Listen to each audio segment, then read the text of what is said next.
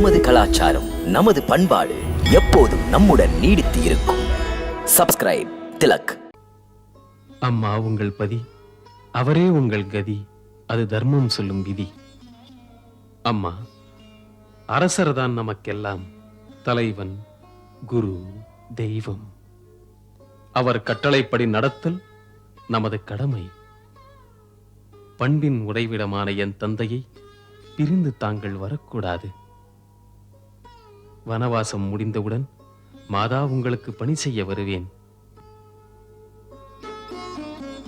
அம்மா, 14 வருடங்கள் மிகப்பெரிய இடைவெளி அல்ல. 14 வருடங்கள், நீ இல்லாமல் 14 வருடங்கள். நல்லது, சென்று வா. மன்னரின் வாக்கை காப்பாற்று. மாதாவின் கட்டளையை மதித்து நட. அனைவரின் விருப்பங்களும், அனைவரின் வேட்கைகளும், அனைவரின் ஆசைகளும் முடிந்து விடட்டும். வெடிக்கட்டும், துடிக்கட்டும், மிக பெரும் வேதனை சுமந்து கலங்கட்டும் இந்த பேதை தாய்.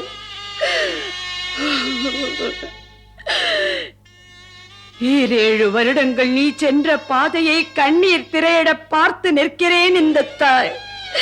நான் பைத்தியமாகாமல் இருந்தால், உயிர் இருந்தால் 14 வருடங்களுக்கு பிறகு உன்னை காண்கிறேன்.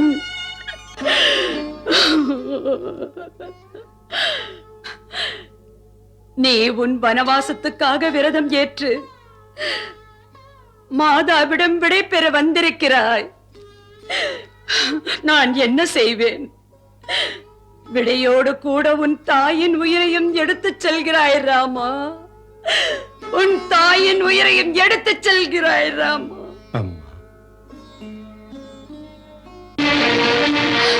அம்மா, அம்மா, சீதா, சீதா, மருமகளே, மருமகளே. இங்கு ஏதேதோ நடக்கிறது.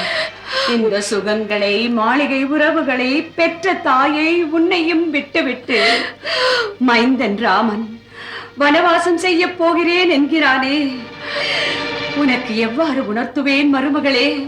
எங்கே ஒரு ஊழிக்கூத்தே நடந்து கொண்டிருக்கிறது. உடலுக்கு உயிர் விடை கேட்கும் நேரம் நெருங்கிவிட்டது மருமகளே. விவரம் அனைத்தும் நானும் அறிவேன். அதனால்தான் சீதா, உங்களிடம் நானும் விடை பெற வந்திருக்கிறேன். விடையா? எங்கே செல்ல? தந்தையை பார்த்து வரும் மிதிலா நகரமா? இல்லை, இல்லை, நீ போய்விடாதே சீதா. என்னை விட்டு நீ போய்விடாதே. என்னை இங்கே நீ தனியாக்கி விட்டு போய்விடாதே. என்னை விட்டு என் பக்கத்திலேயே இரு. நான் பெருந்தகம் போவதாக சொல்லவில்லையே மாதா. அப்போது நான் பெருந்தகம் விட்டு புறப்படும் நேரத்தில் என் அம்மா சொன்னார்கள், இனிமேல் இந்த மிதிலை உனக்கு சொந்தமில்லை என்று. மாமியிடம் மருமகள் வனம் செல்ல விடை பெற வந்திருக்கிறேன். ராமனுடன் நீயும் செல்கிறாயா? ஆம், நிழல் தனியாக இருக்காதே.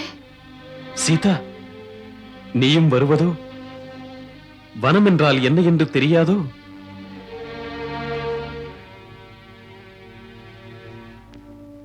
பேதை எனக்கு தெரிய வேண்டியது உங்களை மட்டும்தான். வனம் எது, சிரமம் எது, அதை அறிய வேண்டிய அவசியம் இல்லை. உனக்கு புரியவில்லை சீதா. பூங்குடி ஒன்று புயல் வீசும் இடத்தில் இருக்க முடியாது. கொடுமையான விலங்குகள், கடுமையான முள்பாதைகள் வழியாக எப்படி நடந்து வருவாய்? விஷநாகங்கள், தெரியாத மனிதர்கள், பயங்கர அரக்கர்கள் மிகுந்த வனத்தில் எப்படி வசிப்பாய்? தாங்கள் எப்படி வாழ்வீர்களோ அப்படி. என் பிரபு அருகில் இருந்தால் துன்பங்களும் தொடரும் துயரங்களும் எனக்கு ஒரு பொருட்டல்ல. துயரங்கள் எதுவென்று கோமகள் உனக்கு தெரியாது. துயர்? நான் உங்கள் காலடி நிழலை விட்டு ஒதுங்கி இருப்பதை விட சீதைக்கு கொடுமையான துயர் இல்லை, இல்லை. மேகமின்றி ஜீவன் இல்லை, தண்ணீரின்றி மீன்கள் இல்லை. அதே போல பிரபு ரகுவீரர் இன்றி பேதை ஜானகியும் இல்லை. மனைவி என்ற நினைப்பிலே கஷ்டங்களை மறந்து விடுகிறாய். வனம் என்பது மாளிகை அல்ல, பிறகு வருந்துவாய். துயர் என்பது உங்களை பிரிவதுதான் பிரபு. உடல் என்ற சீதைக்கு உயிர் என்ற தாங்கள் இல்லை என்றால், தாங்கள் இருக்கும் இடம் எனக்கு சுகம் தரும் சொர்க்கம். தாங்கள் இல்லாமல் இருந்தால் சொர்க்கமாயினும் அது நரகத்தை விட எனக்கு கொடியது.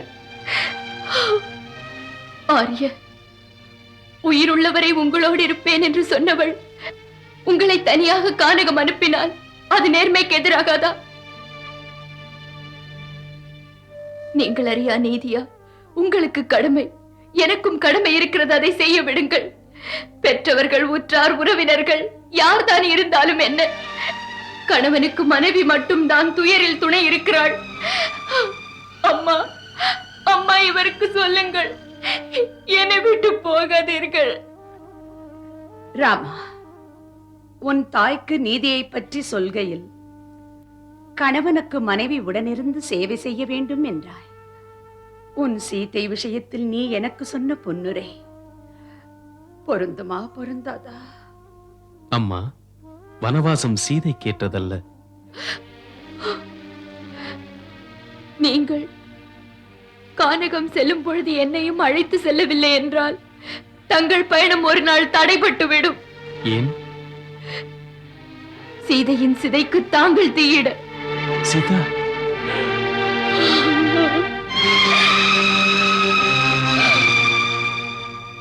சரியாக சொன்னாள் ராமா.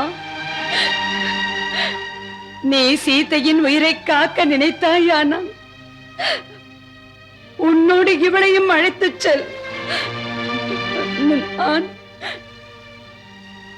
நான் தனியாக இருக்கிறேன்.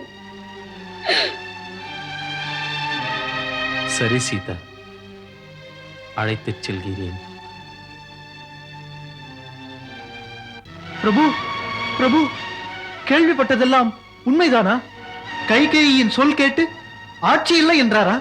லக்ஷ்மணா, மாதா கைகேயை தரம் தாழ்த்தி இப்படி அழைக்க எப்போது கற்றாய்? உங்களுக்கு அவள் மாதா. நான் அந்த குலத்தை கெடுப்பவளுக்கு மரியாதை கொடுக்க மாட்டேன். கொடுமையான இந்த ஆட்சி மாற்றம் நடக்கவும் விடமாட்டேன். பிரபு, நான் ஏந்தி இருக்கும் வில் வெறும் ஒரு அலங்கார பொருள் இல்லை. மகா சக்தியுள்ள இது மன்னரின் அணிதேர் படைகளை தனியாக சந்தித்து தவிடுபடியாக்கிவிடும். லக்ஷ்மணா, மன்னவர் என்ன நினைத்தார்? ராமர் பரிவுள்ளவர், அவர் எதுவரையும் பொறுத்துக் கொள்வார் என்றுதானே. ஆனால் அவருக்கு தெரியாது ராமருக்காக உயிரையும் வழங்கும் உள்ளங்கள் சும்மா இருக்காது என்று. நாடே எதிர்க்கும் வேந்தன் இந்த முடிவை. ஆமாம், நாட்டை எதிர்பார்ப்பது எதற்கு? தங்களுக்காக இந்த தாசன் லக்ஷ்மணனே மன்னவரையும் அவருடைய படைகளையும் எதிர்த்து போர் புரிவான். சேனையுடன் அந்த பரதனை வந்தாலும் என்ன, அவனையும் அஸ்திரத்தால் அடித்து விரட்டுவான். சும்மாறு லக்ஷ்மணா, தகாத வார்த்தைகளை பேசாதே. தாங்கள் இந்த தர்ம போரை தடுக்க வேண்டாம். அநீதியை பொறுத்துக் கொள்வது சத்திரிய தர்மத்துக்கே வெட்டக்கேடு. தவறிழைத்தால் விட்டுவிடுவது சத்திரிய மகனுக்கு உகந்ததல்ல, அவன் வீரத்தையே பழிப்பதாகும். தங்களுக்கு அரியாசனம் என்று மக்கள் முன்னால் முடிவெடுத்து வழங்கிய பிறகு அந்த அரியாசனத்தின் மீது உட்கார அருகதை எந்த ஒருவனுக்கும் இல்லை, தங்கள் மன்னவருக்கும் கூட. அண்ணா, தங்கள் தம்பி லக்ஷ்மணன் இருக்கின்ற வரை அந்த அரியாசனத்தின் மீது மகாராணி சீதையுடன் தாம் கொலுவீற்றிருக்க வேண்டும். மன்னவர் தசரதரும் அவர் மைந்தன் அந்த பரதனும் தங்கள் அவையிலே வணக்கம் சொல்லி நிற்க வேண்டும். மகிழ்ச்சி, மகிழ்ச்சி. எத்தனை உயர்ந்த எண்ணங்கள்! பெற்ற தந்தை மைந்தனின் முன்னால் நிற்க, அவர் மைந்தன் தன் மனைவியோடு ஆசனத்து மீது அமர்ந்து தந்தைக்கு ஆணையிடும் காட்சி, அதிசய காட்சி. தேவர்களும் வருவார்கள் இந்த ஆனந்த காட்சியை காண. அயோத்தியின் மனித பண்புகள் சரிவதை கண்டு கலங்கும். பெற்றவர் என்பதனால் அவர் நீதியில் இருந்து கீழிறங்கி ஒரு உத்தம புத்திரனுக்கு சாகசக்காரியின் மயக்க. போதும், நிறுத்து லக்ஷ்மணா, போதும். உன் சிந்தனையின் சீரழிவு இன்னும் தொடர்ந்தால் என்னை அண்ணா என்று கூப்பிடுவது விட்டுவிடு. இனி இன்று முதல் என் முகத்தில் விழிக்காதே. அண்ணா, தாங்களா சொல்கிறீர்கள்? தங்களை விட்டு நான் எப்படி வாழ்வேன்? தாங்கள் என் தெய்வம் அண்ணா.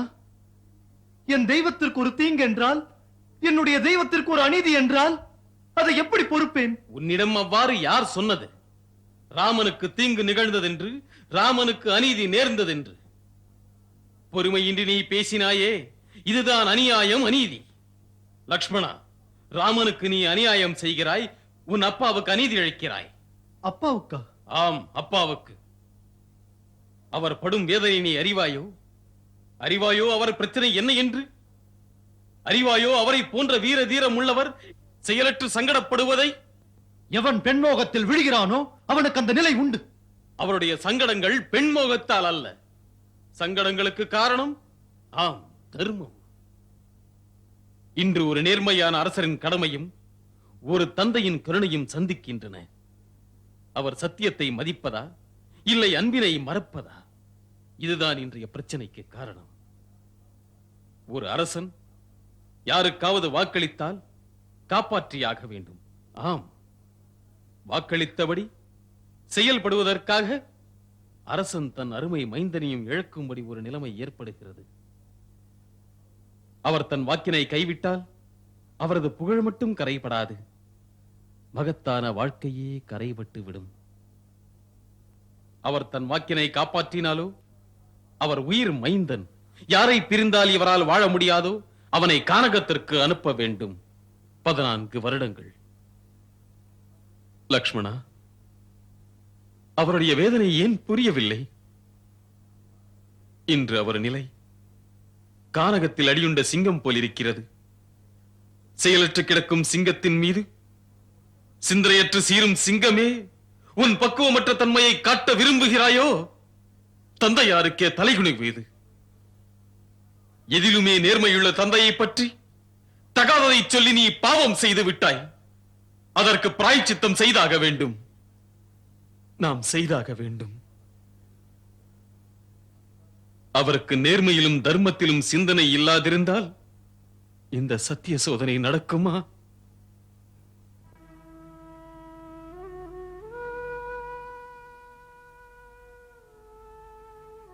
இன்று ராமன் உதவியற்ற நிலைமையில் அவரை கண்டேன். மௌனமாயிருந்த மன்னரை கண்டேன். மைந்தனுக்காக மாவீரர், மகான், ஒரு பண்புமிக்க தந்தைக்கு துயரங்களா? மைந்தனின் முதற்கடமையை செயலாக்குவதற்கு இனிமேல் தயங்கக்கூடாது. நான் அவர் மைந்தனாக பிறந்ததால் மகிழ்ச்சியோடு என் கடமையை நான் நிறைவேற்ற வேண்டும். அவருடைய சத்தியத்தை, தர்மத்தை, வாய்மொழியனை காக்க வேண்டும். மக்களின் மன்னவர், தனக்கென வாழாதவர். லக்ஷ்மணா, நாம் அதிர்ஷ்டம் உள்ளவர்கள் இப்படி ஒரு தந்தையை பெறுவதற்கு. மகனை தந்தை வெறுத்தாலும், பாசத்தை மறந்து அவனை துரத்தி விட்டாலும், நல்லதொரு மகனின் கடமை அவன் தன் தந்தையை தெய்வமாக பூஜிக்க வேண்டும். ஏனென்றால் அவர்தான் அவருக்கு உயிர் கொடுத்தவர். லக்ஷ்மணா, எவனுக்கு தந்தையிடம் பக்தி இல்லையோ அவனை தேவர்கள் என்ன, தெய்வங்களும் கூட வெறுக்கும், அவனுடைய பூஜையை மறுக்கும். பிரபு, தங்களுக்கு மாதா கைகை செய்கின்ற கொடுமையை பொறுப்பதா? மாதா கைகையின் கொடுமை இதில் எதுவும் இல்லை. பிரபு. ஆம் லக்ஷ்மணா, பிள்ளை பிராயத்திலிருந்து இன்று வரை மாதா கைகையை நம்மை கண்ணென காத்தார்கள், கருவிழி போல் நினைத்தார்கள். உண்மையில் அவர்கள் செலுத்துகின்ற அன்பு கங்கையின் புனிதத்திற்கு ஈடானது. தாய்மையின் நெஞ்சத்தை அங்குதான் தரிசித்தேன். தங்களின் கருத்தில் கங்கையின் புனிதத்துக்கு ஈடானவர் ஏன் இப்படி அரசியல் சூழ்ச்சிக்கு அடித்தளம் அமைக்கிறார் அண்ணா? இன்று வரை பதில் கிடைக்காத கேள்விகள் எத்தனையோ. உண்மை எதுவென்று யாருக்கும் தெரியாது. எதிர்பாராமல் ஒரு நாள் பூகம்பம் நிகழ்கிறது, மனிதர்களின் உயிரோடு விளையாடி அடங்குகிறது. இந்த சமயங்களில் குறை கூறிக் கொண்டிருக்க கூடாது. தீர்ப்பு அவன் கையில் இருக்கிறது. திருப்பங்கள் அவன் விருப்பப்படிதான் நடக்கின்றது. இன்று நடக்க வேண்டியது விதிப்படி நடந்தே தீரும். அந்த விதிதான் மாதா கைகேயின் நேச நெஞ்சத்தையும் பாச உணர்வையும் கூட இடம் மாற செய்து விட்டது. இடம் மாறச் செய்தால் தம்பியின் மனம் அதை பொறுக்காது அண்ணா. வீரம் உள்ளவனுக்கு இந்த பரீட்சை அந்த ஈரமில்லாதவர் வைப்பதா? ஆபத்து நிகழும் போது வீரத்திற்கு பரீட்சை ஏது? மனித இயல்புகளுக்கு பரீட்சை நடக்கிறது. லக்ஷ்மணா, வீரம் என்பது ஆயுதம் ஏந்துவது மட்டுமல்ல, பொறுமையோடு ஆயுதம் ஏந்தாமல் மௌனமாக இருப்பது கூட வீரனுக்கு அழகு. வில்லை வைத்து விடு. உன் ராமன் சென்ற பிறகு ராஜா பரதனுக்கு பணி செய்திரு. தாம் சென்ற பிறகா? என்ன சொல்கிறீர்கள்? இன்று தாம் வனம் சென்றால் உங்களோடு நானும் வருவேன். இல்லை லக்ஷ்மணா, இல்லை. வனவாசம் விதித்தது எனக்கு, உனக்கல்ல. ஆ? என்ன பிரபு, லக்ஷ்மணனை எப்போது முதல் தனியாக பிரித்தீர்கள்? தாங்கள் சொன்னீர்கள், எங்கே ராமனோ அங்கே லக்ஷ்மணன். தாங்கள் தானே சொன்னீர்கள், லக்ஷ்மணன் ராமனின் இரண்டாவது அந்தராத்மா. எவையெல்லாம் ராமனுக்கு உரியதோ லக்ஷ்மணனுக்கு அது உரியதென்று. லக்ஷ்மணா, பரத சத்ருக்னனும் கூட இங்கே இல்லை. குரு, பெற்றோர்கள், நேயமுள்ள பரிவாரங்கள், இவர்களை கவனிப்பது யார்? பிரபு, வாழ்த்தும் குரு, பெற்றோர்கள், உற்றார்கள், நேச நெஞ்சங்கள், உறவெல்லாம் தாங்கள். எனது தர்மம், லட்சியம், நல்லது கெட்டது அனைத்துமே உங்களை சுற்றித்தான். நாம் பிரிந்திருக்கும் ஒரு நிலையை கற்பனை கூட செய்ததில்லை. கோபத்தில், ஒரு வேகத்தில், பாசத்தில் பண்பு தவறி பேசியிருப்பேன். லக்ஷ்மணனை மன்னித்து விடுங்கள் அண்ணா. இந்த கொடிய தண்டனை தராதீர்கள், பிரித்து விடாதீர்கள். உங்களை விட்டு நான் வாழ முடியாது அண்ணா, உங்களை விட்டு நான் வாழ முடியாது. என்னையும் அழைத்துச் செல்லுங்கள். லக்ஷ்மணா, உன்னையும் என்னோடு அழைத்துச் செல்ல முடியாது. மாதா சுமித்ரா என்ன சொல்வார்கள்? நான் என்ன சொல்வேன் என்று உனக்கு தெரியாதா ரகுநந்தனா? அம்மா, வனம் செல்லாதே என்று தடுக்காதீர்கள். உன்னை தடுக்க வரவில்லையடா. உன் வரையில் ராமன் இருக்கும் இடம்தான் நீ இருக்க வேண்டிய அயோத்தி. சீதையும் ராமனும் வனம் சென்றால் இந்த அயோத்தியில் உனக்கு என்று எந்த பணியும் இல்லை. அம்மா, பெருமையால் பூரிக்கும் அளவிற்கு என்னை உயர்த்தி விட்டீர்கள். பெருமையில் நான் பூரிப்பது என்று தெரியுமா? 14 வருட வனவாசத்திற்கு பிறகு, பணிவிடையில் லக்ஷ்மணன் தவறு இழைக்கவில்லை என்று கேட்ட பிறகு, நாளை முதல் சீதா உன் அன்னையைப் போல, ராமன் உன் தந்தையைப் போல, அவர்கள் துயில்கையில் நீ விழித்திரு. அவர்கள் புசித்து மிச்சம் இருந்தால் நீ சாப்பிடு. அவர்கள் நடக்கும் வழியில் முள்ளிருந்தால் அகற்று. நீ சேவை செய்கையில் சீதா இந்த மாளிகையின் சுகங்களை மறக்க வேண்டும். லக்ஷ்மணா, அன்னையின் அறிவுரை ஊழியம் புரிவது தாய்மையை போன்றது. தாய்மையின் வடிவமே, உன் கருணையை பாராட்டுகிறேன். கொள்கையால் உயர்ந்து நிற்கிறாய். நீ பெற்ற 2 மைந்தரையும் ராமபரத சேவைக்கே அர்ப்பணித்து விட்டாய். இந்த அமைதியான தியாகம், கலையாத உறுதியைக் கண்டு புலம்பும் என் மனது கூட துணிவை பெறுகிறது. இல்லை அக்கா, பெருமையெல்லாம் உங்களுக்கு. அன்பினை கற்பித்தது நீங்கள்தான். அன்பு மகனே, தம்பி லக்ஷ்மணனை உன்னிடம் ஒப்படைக்கிறேன். சுமித்திரைக்கும் ஊர்மிளைக்கும் இவன்தான் உயிர். இவனை கண்ணென காத்து இவளிடம் ஒப்படைக்க வேண்டும். அம்மா, அமைதியாக இருங்கள். லக்ஷ்மணனை உங்கள் ராமன் விழி போல் காத்து தங்களிடம் தருவான். அதில்லை ஊர்மிளா, பிரபுவுக்கு இதை பற்றி எதுவுமே தெரிந்துவிடக் கூடாது. நீயும் என்னுடன் வருகிறாய் என்று தெரிந்தாலோ என்னையும் வரக்கூடாது என்று சொல்லுவார். அதோடு பிரபுவுக்கு சேவை செய்ய வனம் செல்லும் போது என்னால் உன்னை கவனித்துக் கொண்டிருக்க முடியாது. அப்படி என்னை கவனிக்கும்படி நிலைமை உருவாகாது. பணிவிடைகள் செய்வதற்கு நான் அங்கு வர விரும்புகிறேன்.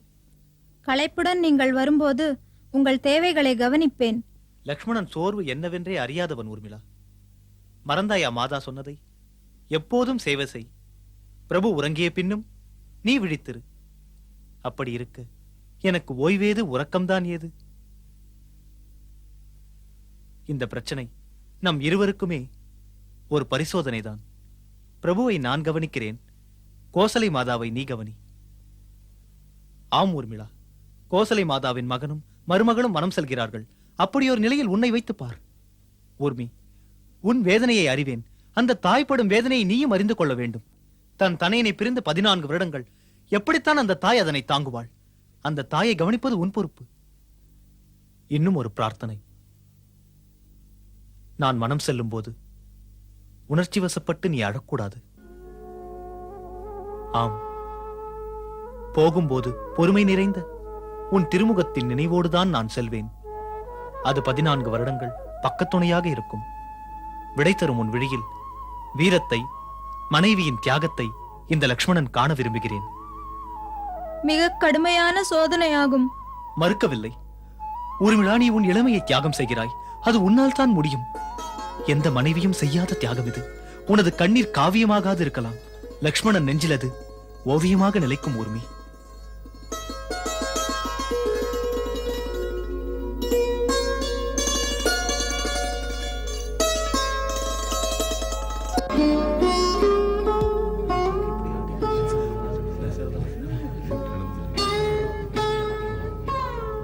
கேள்விப்பட்டது நிஜம்தானா? ராமனுக்கு பட்டாபிஷேகம் இல்லையா? இல்லை இல்லை. அடடா, ஏன் இப்படி ஒரு முடிவு? ஆண்டவன் கூட பார்த்து கொண்டிருக்கிறான், ஆட்சியை கொடுப்பதையும் பறிப்பதையும். அட, உங்கள் அனுதாப மொழிகள் யாருக்கு வேண்டும்? முதிய மன்னவருக்கு மழுங்கி போய்விட்டது மூளை.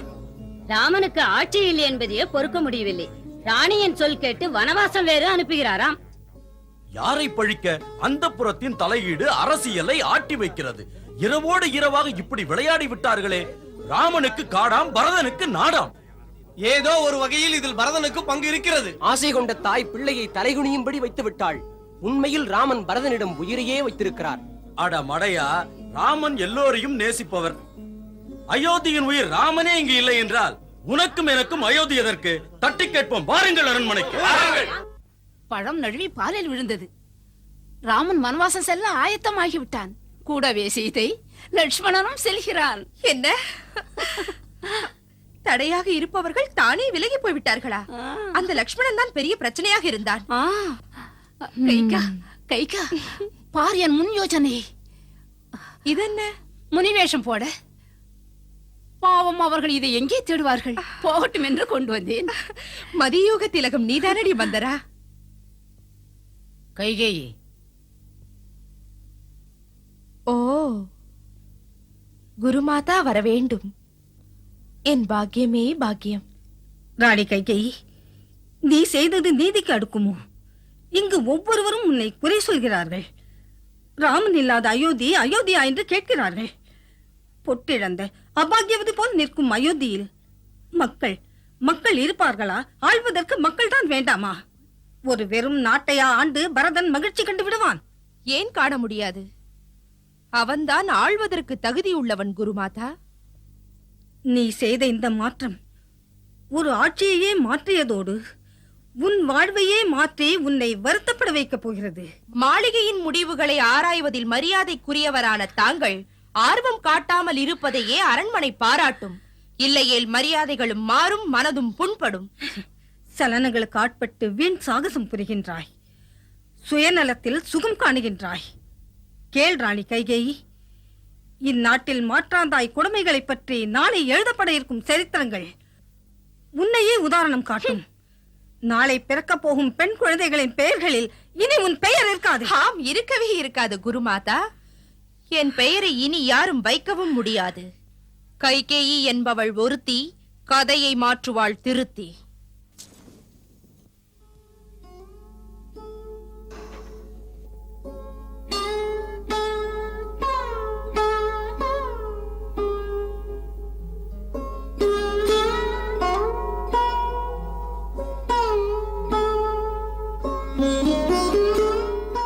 வாழ்க மன்னவா.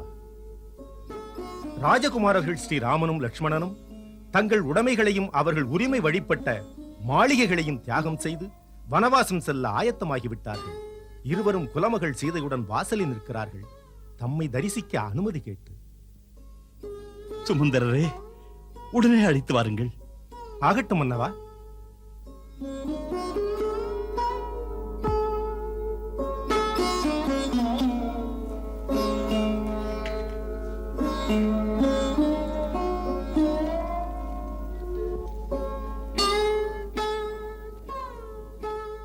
மன்னவா, பயணம் செல்லுவதற்கு முன்னால் தமது ஆசிகளை கோருவதோடு பிரார்த்தனை ஒன்று.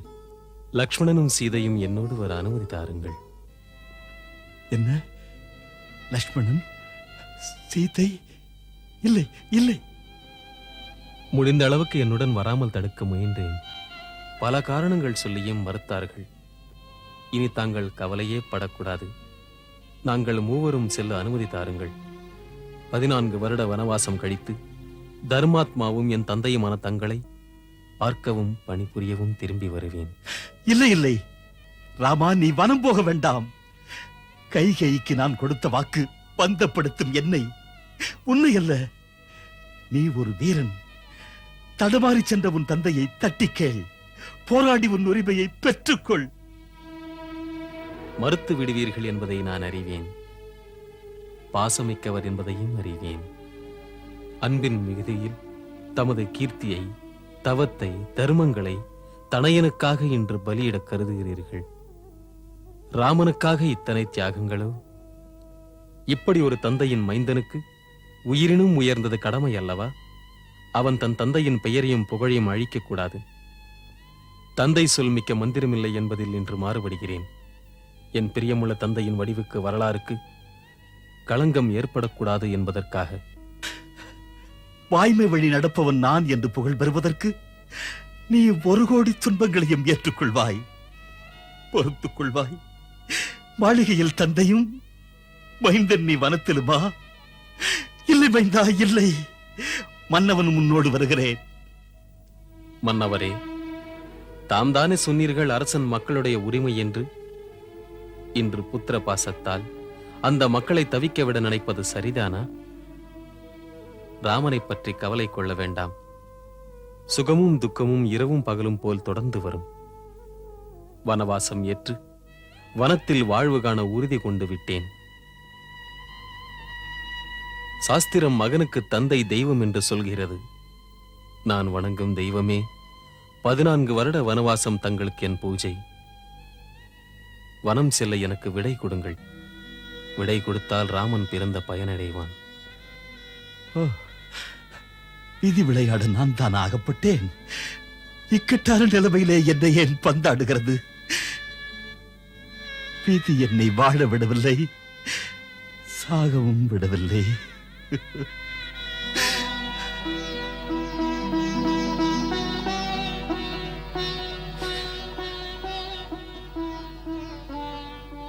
சரி, ஆண்டவன் செயல். சுமந்திரரே. மன்னவா, நான் கட்டளையிடுகிறேன். 4 வித சேனைகளும் ராமனின் காவலுக்காக மெய்காப்பாளர்களும் செல்லட்டும். அயோத்தியின் இசைக்குழுக்களும் நெடும் பயண வசதிகளும் இணைந்தே செல்லட்டும். சென்றால்தான் ராமன் வனவாச சமயத்தில் ரிஷிகள் பெரியோர்களுடன் சேர்ந்து வேள்விகள் செய்ய முடியும். மாளிகையை விட்டு நீங்கினாலும் ஆள பிறந்தவன் அல்லவா? ராமனுக்காக இவைகளை செய்யுங்கள். மன்னவரே, இங்குள்ள சேனைகளும் அரசாங்க இசைக்குழுக்களும் ராமனுடன் இன்று சென்றால் களையை இழந்து நிலை தாழ்ந்த உங்கள் வெறும் அயோத்தியை ஆள்வதற்கு என் மைந்தன் பரதன் ஏமாளி அல்ல அல்ல. பாதை தீட்டிக் கொண்டு கேளுங்கள். வாக்களித்ததும் நீங்கள்தான், வழங்கியதும் பரதனுக்கு நீங்கள்தான். உரிமை அடைந்துவிட்ட என் தனையன் அனுமதியின்றி எப்படி ராஜ்யத்தின் உடைமைகள் ராஜ்யத்துக்கு அப்பால் செல்ல ஆணையிட்டீர்கள்? வாக்களித்தபடி இனிமேல் ராமன் தவக்கோலத்தில் 14 வருடங்கள் முனிவர்களைப் போல வனத்தில் வாழ வேண்டும். அவன் தனது ராஜாங்க அலங்காரங்களையும் பட்டாடை பரிமளங்களையும் களைந்துவிட்டு செல்ல வேண்டும். அதற்காக நான் அதற்கு பொருத்தமுள்ள ஆடைகளை ஏற்பாடு செய்திருக்கிறேன். மந்தரா,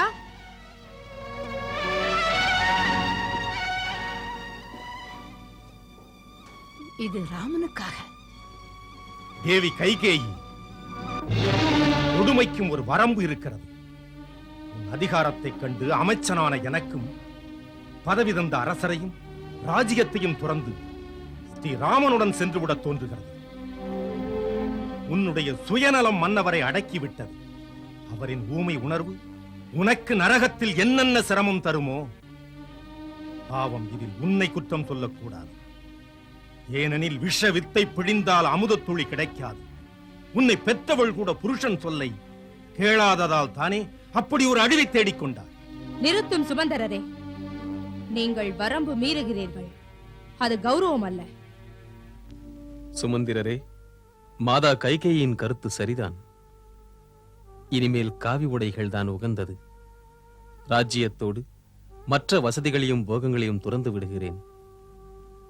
தாருங்கள் மாதா, தமது கரங்களால் எனக்கு புனித உடைகளை தாருங்கள்.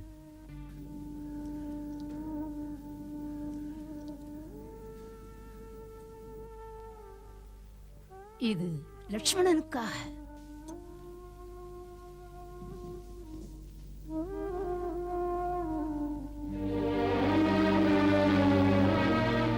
இது உன் மருமகள் சீதைக்காக.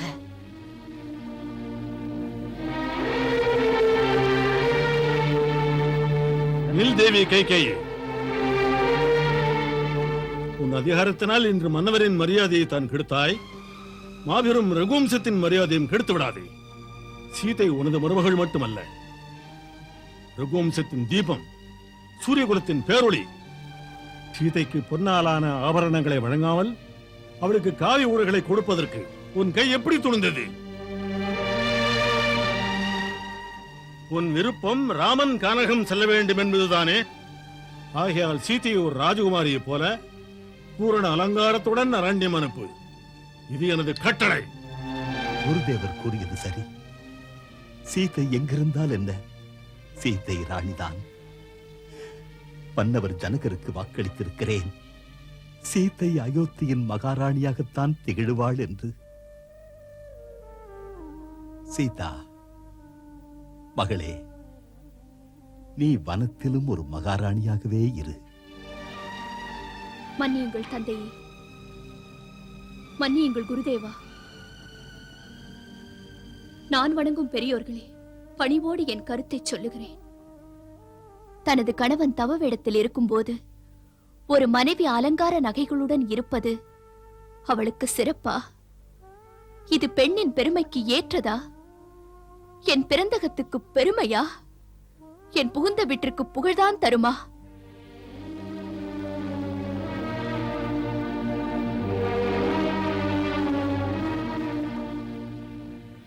மகாராணி, மருமகளுக்கு அதை தாருங்கள். இந்த ஆடைகளை நான் எப்படி அணிவது? வா மருமகளே, மந்திரை கற்றுத் தருகிறேன். மந்திரிக்கு தெரியும். வா வா.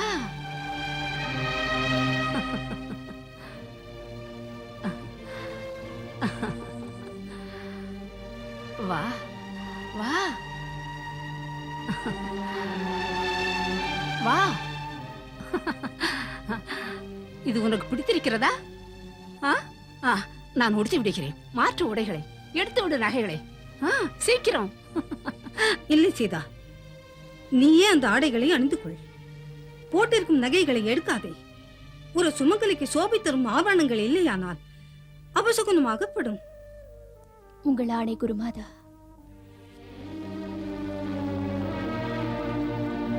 ராமன் இல்லாத அயோத்தி நாடாக இருக்காது. நல்லவர்கள் இருக்க மாட்டார்கள். ஆள் இல்லாத அயோத்தியை பரதனை ஆளட்டும். ஆனால் அதற்கு நாங்கள் விடமாட்டோம்.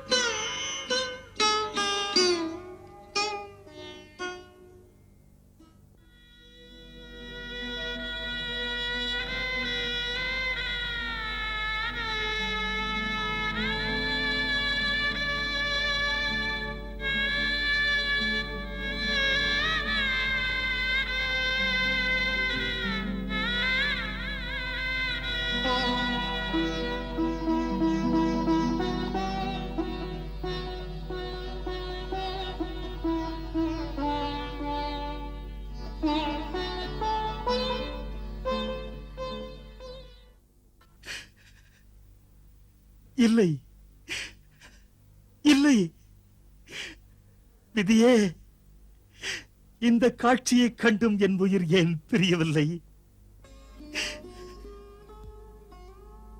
ஜானகி மகளே, மாமன் உன்னை வணங்குகிறேன்.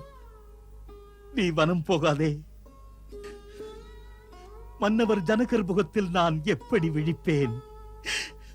உன் வேதனை புரிகிறது. இங்கே கைகேயின் கொடுமைகளுக்கு இடையில் நீ வாழவே விரும்பவில்லை என்று.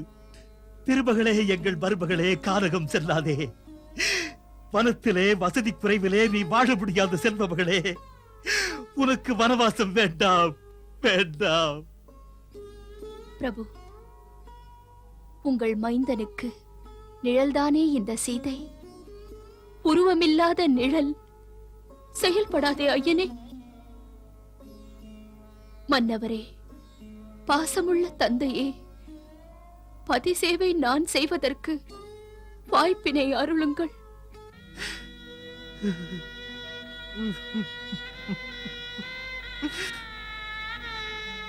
ராமா, உன் பாசத்தின் விளைவால் தன் உயிரையே ராமனாக நினைக்கும் என் மன்னர் மதி இழக்கிறார். அதனால் நீ இன்னும் தாமதிப்பது அழகல்ல. நிலைமையை உணர்ந்து சீக்கிரம் மனம் சென்று விடு. ஆம் மாதா, அப்படியே செய்கிறேன். விடை கொடுத்து வாழ்த்துங்கள். எப்போதும் தங்கள் சொல்படி நடந்து என் கடமையை முடிக்கிறேன். நீடூழி வாழ்க.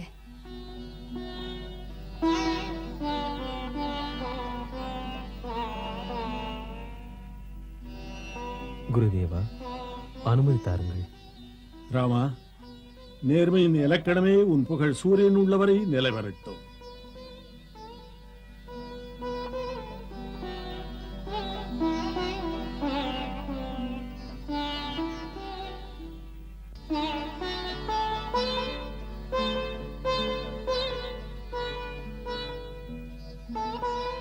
பிறவி தந்த தெய்வமே, தங்கள் மகனுக்கு விடை தாருங்கள்.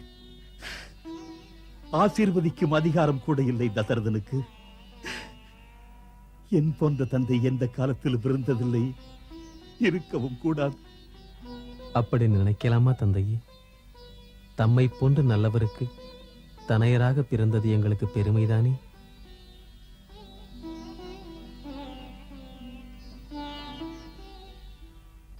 தங்கள் பாதங்களில் என் வேண்டுகோளை வைக்கிறேன் அடக்கமாக. என் மாதா கோசலை தாய் பிரிவு தாங்காமல் அழுது கொண்டே இருக்கிறார்கள். அவருக்கு தைரியம் சொல்லுங்கள், கவனித்துக் கொள்ளுங்கள், கருணையும் பரிவும் காட்டுங்கள்.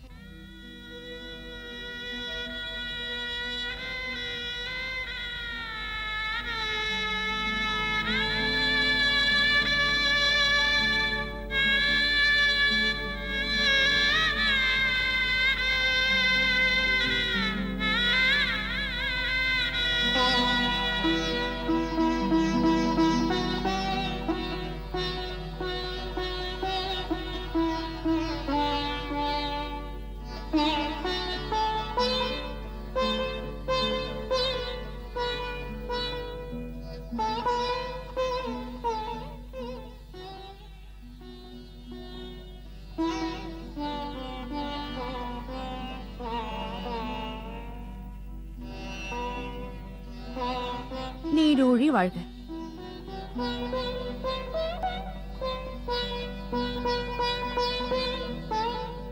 சௌபாகியவதியாக இரு.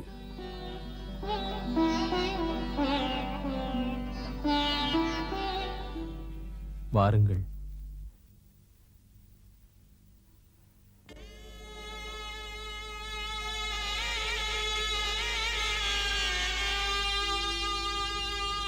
சுமந்திரரே, அவர்களை நிறுத்துங்கள். மன்னவா, என்னால் நிறுத்த முடியுமோ? முடியும் என்றால் அவர்களுக்கு பதில் உடனே நான் வனம் செல்வேன். சுமந்திரரே, நீங்களும் அவர்களோடு செல்லுங்கள். அவர்கள் நடந்து போகக்கூடாது. தேர் மீது அமர்ந்து செல்லட்டும். ஒரு சில நாள் அவர்களோடு இருந்து கானகத்தை சுட்டிக்காட்டி திரும்ப அழைத்து வாருங்கள்.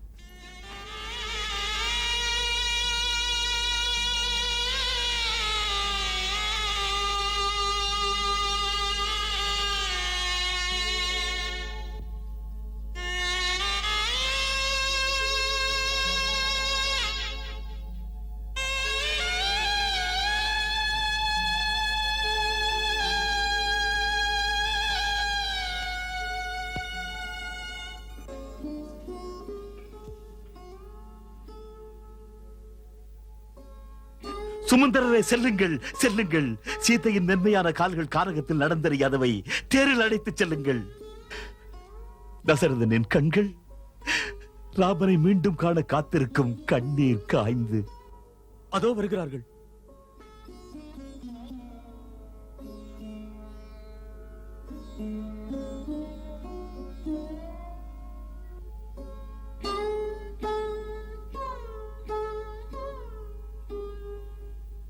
இல்லை ராமா, எங்களை விட்டு நீ போகக்கூடாது.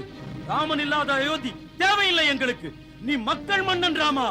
ஆம் ராமா, மக்கள் எல்லாம் முன்பக்கம். நாங்கள் புரட்சி செய்வோம்.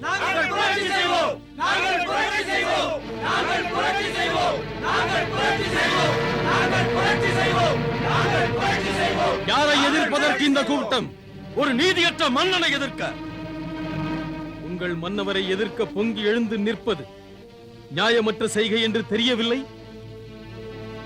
உங்கள் மன்னவர் கொடுத்த வாக்கினை காக்க தன் மைந்தனையே பிரிய துணிகிறார் என்றால் அந்த வாய்மை உள்ளவரால் ஆளப்படும் நீங்கள் நிமிர்ந்தல்லவா நிற்க வேண்டும்.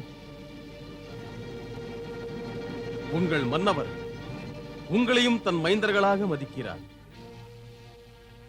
அப்படிப்பட்டவரை தந்தையாக அல்லவா நீங்களும் மதிக்க வேண்டும். அவரே புண்பட்டிருக்கிறார். இப்போது உங்கள் கடமை உரிமையை பற்றிய கேள்வி அல்ல, அவருடைய அமைதிக்கு துணை இருப்பதுதான். அயோத்தி மக்களே, உணர்ச்சி போராட்டங்களால் எந்த பலனும் இல்லை. நிலைமையை ஆராய்ந்து பாருங்கள். கோஷமிடுவது பண்பு கழகல்ல. நான் வணங்கும் தந்தைக்கு அமைதி தேவை. அன்புக்கினிய அயோத்தி மக்களே, விடை தாருங்கள். நான் விடை பெற்ற பிறகு அரசன் பரதனுக்கு அவர் ஏற்கும் பொறுப்பில் ஆதரவு கொடுங்கள். கும்பிட்டு உங்களை நான் கேட்டுக்கொள்கிறேன். சுமந்திரரே, ரதம் செல்லட்டும்.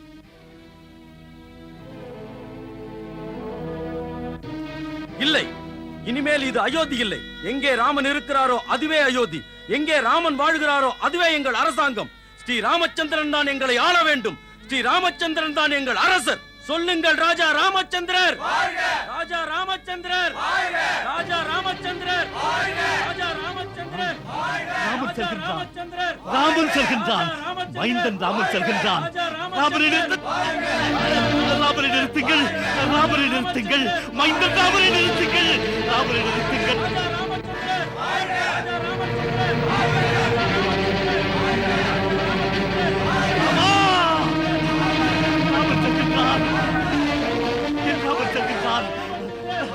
ராமனை நிறுத்துங்கள், ராமனை நிறுத்துங்கள், ராமனை நிறுத்துங்கள்.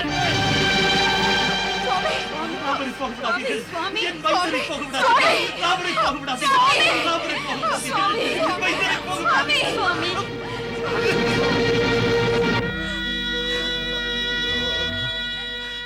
மகனே ராமா, மகனே ராமா. என்ன செய்கிறது மன்னவா? தொடாதே, சொல்லுங்கள். தொடாதே மகனே சொல்ல ராமா. மாட்டீர்களா? ஒதுங்கி போய் என்னை விட்டு. சந்திகாரி, இன்று இந்த வினாடியிலிருந்து உனக்கும் எனக்கும் உறவில்லை. அனைவருக்கும் முன்னால் நான் இதை சொல்லுகிறேன். திருமண மேடையில் புனித மந்திரங்கள் சொல்லி அக்னி சாட்சியாக நான் கொடுத்த வாக்குறுதிகள் இன்றோடு முடிந்து விட்டது. எந்த முறையிலும் இந்த உலகத்திலோ அந்த உலகத்திலோ உனக்கும் எனக்கும் எந்த ஒரு சம்பந்தமும் இல்லை. என்றிலிருந்து நீ உன்னை ஒரு விதவையாக நினைத்துக் கொள், விதவையாக. இன்னும் ஒன்றையும் உனக்கு நான் உறுதியாக சொல்லுகிறேன். என் மகன் பரதன் உன் கொடுமதியை கேட்டு ராஜ்யாபிஷேகம் செய்து கொண்டால் நான் மடிந்து விட்ட பிறகு என் மகன் என்ற முறையில் அவன் செய்ய வேண்டிய நீர்க்கடன்கள் கூட என்னை வந்து சேராது, சேராது. சுவாமி, இப்படி எல்லாம் பேசாதீர்கள், பேசாதீர்கள். கௌசல்யா, அழ வேண்டாம் கௌசல்யா. மாளிகைக்கு என்னை மெதுவாக அழைத்துச் செல். அங்கே என் கண்மணி ராமன் என்ற நினைவுகள் நெஞ்சில் நிழலாடத் தொடங்கும். மாளிகைக்கு என்னை அழைத்துச் செல். ராமனை பெற்ற மாதா, என்னை அழைத்துச் செல்.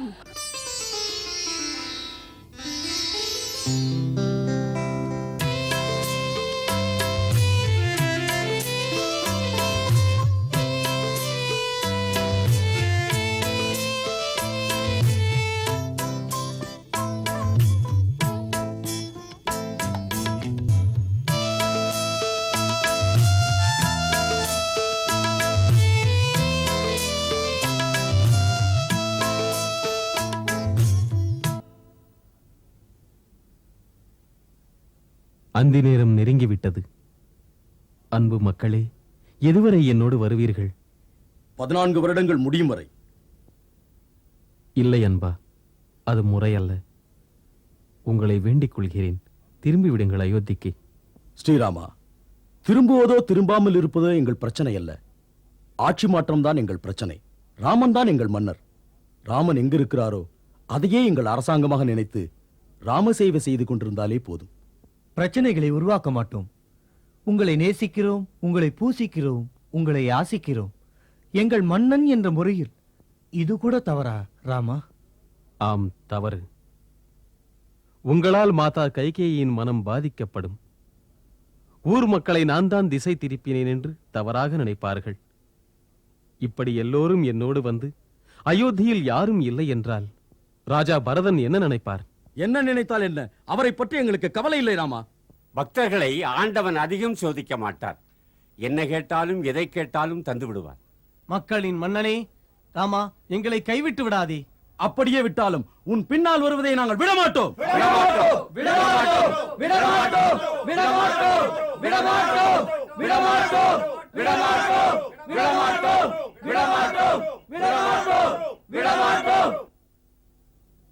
சரி அன்பர்களே, நேரமும் அந்திப் பொழுதை நெருங்கிவிட்டது. நமக்கும் மாலை கடமைகள் இருக்கின்றன. இன்று இரவு இந்த தமசா நதி கரையிலே ஓய்வெடுத்துக் கொண்டு பொழுது விடிந்ததும் ஒரு முடிவெடுக்கலாம்.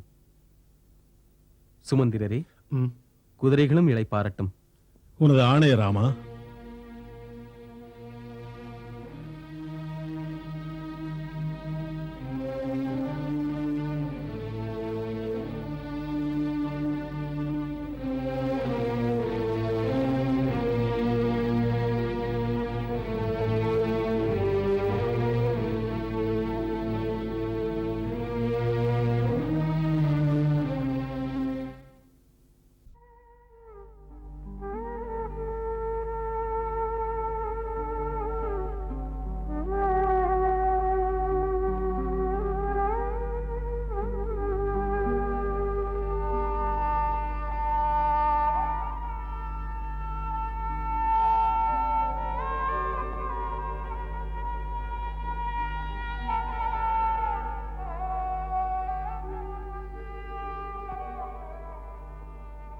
இந்த பிரச்சனை நம் இருவருக்குமே ஒரு பரிசோதனை தான். பிரபுவை நான் கவனிக்கிறேன், அன்னையை நீ கவனித்துக்கொள். ஆம் ஊர்மிளா, கோசலை மாதாவின் மகனும் மருமகனும் மனம் செல்கிறார்கள். அப்படி ஒரு நிலையில் உன்னை வைத்துப் பார். ஊர்மி, உன் வேதனையை அறிவேன். அந்த தாய்ப்படும் வேதனையை நீயும் அறிந்து கொள்ள வேண்டும். தனையனை பிரிந்து 14 வருடங்கள் எப்படி அந்த தாய் துயரினை தாங்குவாள்? இன்னும் ஒரு பிரார்த்தனை. நான் மனம் செல்லும் போது உணர்ச்சி வசப்பட்டு நீ அழக்கூடாது.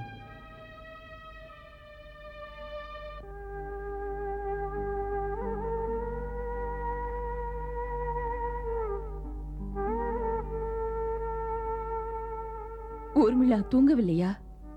நீங்களும் தூங்கவில்லையே அம்மா? தூங்குவது யார் ராஜ மாளிகையில்? மன்னர் மயக்கம் அடைகிறார். பிடித்தவுடன் ராமா ராமா என்று கதறி அவர் மூர்ச்சை அடைகிறார். நிம்மதியும் உறக்கமும் ராமனுடன் சென்று விட்டதே. அம்மா, ஒரு இரவு முடிவதற்குள் எத்தனை துயரங்கள்! 14 வருடங்களை நினைத்தாலே. மகளே, நீ இப்படி நினைத்து பாரே. 14 வருடங்களில் ஒரு இரவு குறைந்து விட்டதாக. ஆம் மகளே, துயரம் வருகையில் நெஞ்சில் துணிவை வளர்த்துக்கொள்.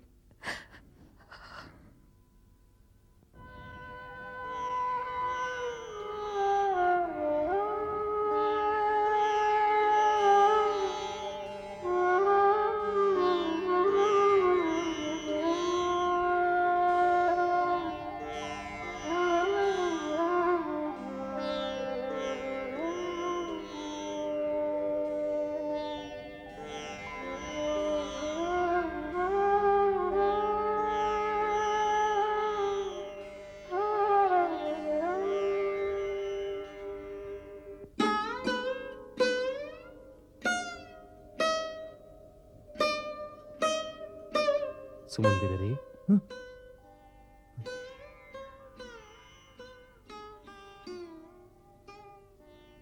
இதுதான் தக்க சமயம். மக்கள் உறங்குகிறார்கள், நாம் புறப்படலாம். இந்த நிலையில் இவர்களை வேறு வழி இல்லை. நம் கூட வந்தவர்கள் இந்த அதிர்ச்சியை தாங்க முடியுமா? முடியாதுதான். வேறு வழி ஒன்றும் தெரியவில்லை. இங்கு இவர்கள் என்னோடு வந்தால் அங்கு இவர்கள் குடும்பம் என்ன ஆவது? இப்பொழுது குதிரை சத்தம் கேட்டால் எழுந்து விடுவார்கள். தாங்கள் குதிரையுடன் செல்லுங்கள். நானும் லக்ஷ்மணனும் தேரை இழுத்து வருகிறோம். கட்டளை.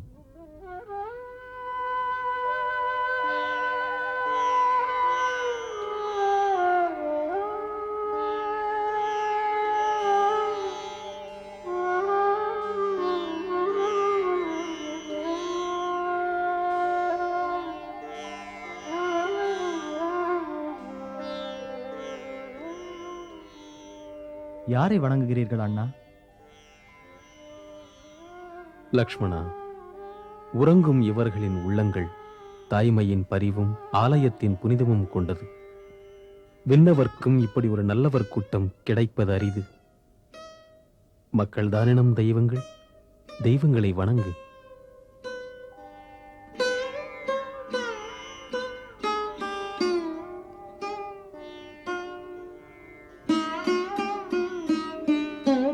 ஐயனே, தேரை முதலில் வடக்கு பக்கமாக எடுத்து சென்று விட்டு பிறகு தெற்கு பக்கம் திருப்புங்கள். அப்படி செய்வதினால் தேர்தடம் தேர் எங்கு சென்றது என்று தெரியாமல் குழப்பும். அந்த குழப்பத்தில் சற்று திகைப்பார்கள். அப்புறம் அயோத்தி திரும்பி விடுவார்கள். ஆகட்டும்.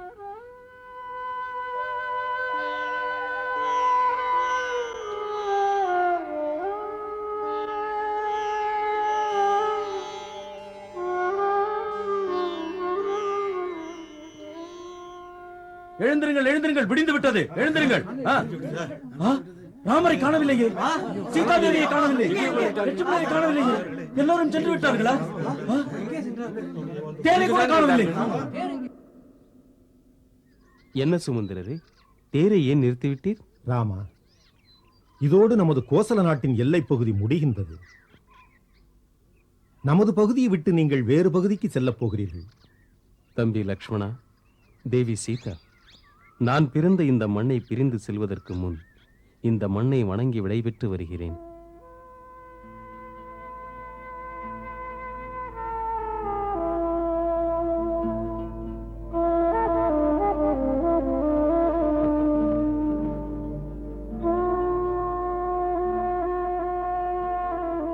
பிறவி தந்த மண்ணே, உனக்கு கோடி கோடி வணக்கம். இக்ஷ்வாக்கு வம்சத்தை வளர்த்த பூமியே, பூமண்டலத்தின் புனிதமிக்க இடமே, ராமன் இன்று உன் நிழலை விட்டு வேறு இடத்துக்கு செல்கிறான். பிறந்த மண்ணை பிரிந்தாலும் புனிதமான உன் நினைவு என் நெஞ்சை விட்டு நீங்காது.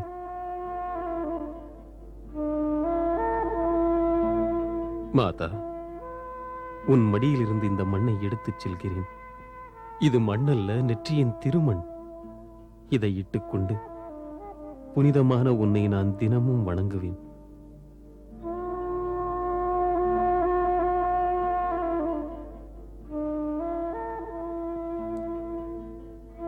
இங்கிருந்து நிஷாதராஜன் குகனின் சீமை சிங்கவீரபுரம் தொடங்குகிறது. நிஷாதராஜன் குகன் என் பிரிய நண்பன். ஆமா ராசா, என் கண்ணால பார்த்தேன்.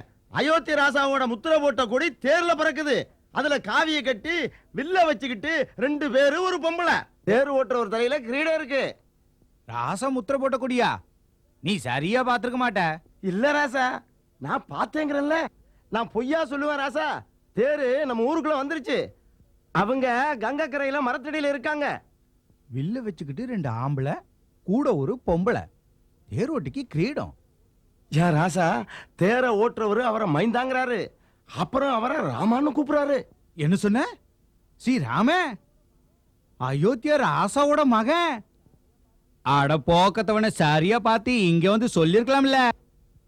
ராமர் என் நண்பர். ஆமா, அவர் என் குரு ஆசிரமத்து தோழன். ராமராசா நாம இருக்கிற இடத்துக்கு வந்திருக்காரு. ரொம்ப சந்தோஷமா இருக்கு.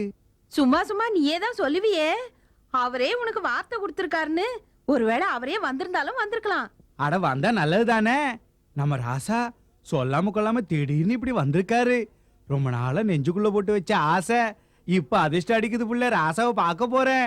அட ஏய், ஏன் நின்னுகிட்டே இருக்கீங்க? போங்க போங்க, போய் வட்டாரம் பூரா முரசு கொட்டி நான் சொன்னேன்னு ராசாராமருக்கு நம்ம மறுவாதியை கட்ட வர சொல்லுங்க. இன்று இரவு கங்கை கரையில் உள்ள இந்த மரத்தின் கீழ் ஓய்வெடுத்துக் கொள்கிறோம். நாளை விடிந்ததும் கங்கையை கடக்கிறோம். நல்லது.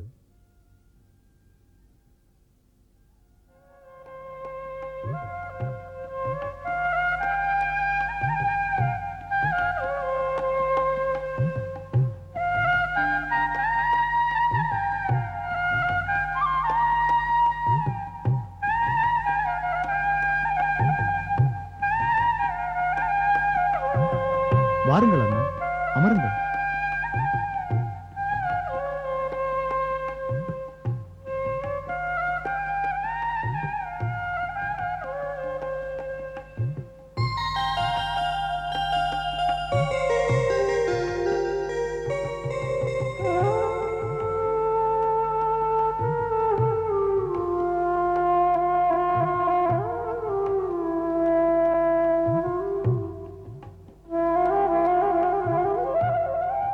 அனுமதி அளித்தால் நான் நண்பர் குகனுக்கு நீங்களெல்லாம் வந்திருப்பதை சொல்லி அனுப்புகிறேன்.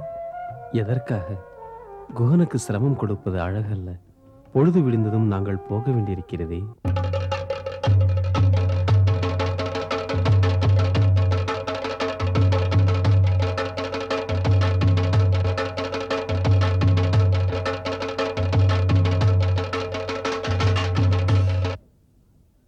வாங்கய்யோ, எல்லாரும் அதிர்ஷ்டம் பண்ணிருக்கீங்க. நான் கும்பிடுற சாமி வந்திருக்கு.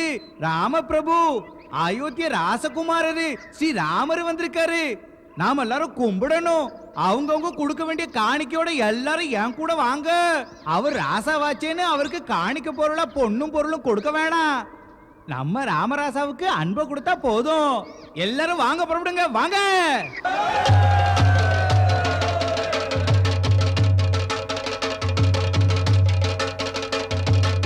ராமராசா, ராசாராமா, ராசாராமா, வாங்க ராசா, வாங்க ராசா. ராஜா இல்லை, நண்பன். நண்பனா? நண்பா, நண்பா. பிரபு, இந்த 7 இடத்துக்கு வந்துட்டீங்களே.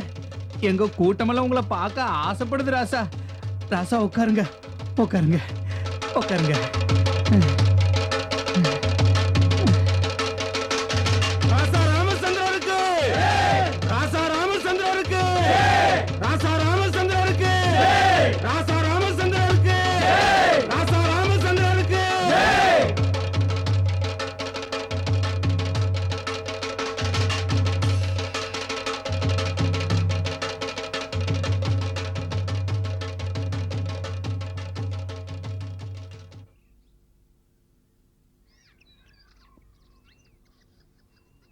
மித்ரா, உன்னை பார்த்ததில் எனக்கு மிக்க மகிழ்ச்சி. மனமாறச் சொல்கிறேன். இப்படி ஒரு நிலையில் அன்பு மிக்க உன்னை, உன் உறவினரை இன்று எதிர்பாராமல் சந்தித்தேன். சொல் நண்பனே, உனது அன்பிலே உன் நாட்டு மக்கள் வளமாக நிறைவாக வாழ்கிறார் அல்லவா? சாமி தயவுல நல்லா வாழுறாங்க. உன் நண்பன் என்ற முறையில் ஏதேதோ இங்கு வைத்திருக்கிறாயே, மனமாற ஏற்றுக்கொள்ளலாம். மனம் ஏற்றாலும் நான் மற்றவர் தரும் பொருளால் பயனடைகின்ற நிலையில் இல்லை. ஆம் நண்பா, நான் என்ன செய்வது?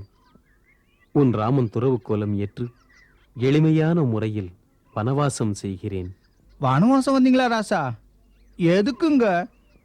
என் புத்திக்கு ஒண்ணுமே விளங்கலையே ராசா. சாமி வந்தீங்கன்னு நான் சந்தோஷப்பட்டேன். சாமியார்ட்ட எதுக்கு இந்த வேஷம் போட்டீங்க?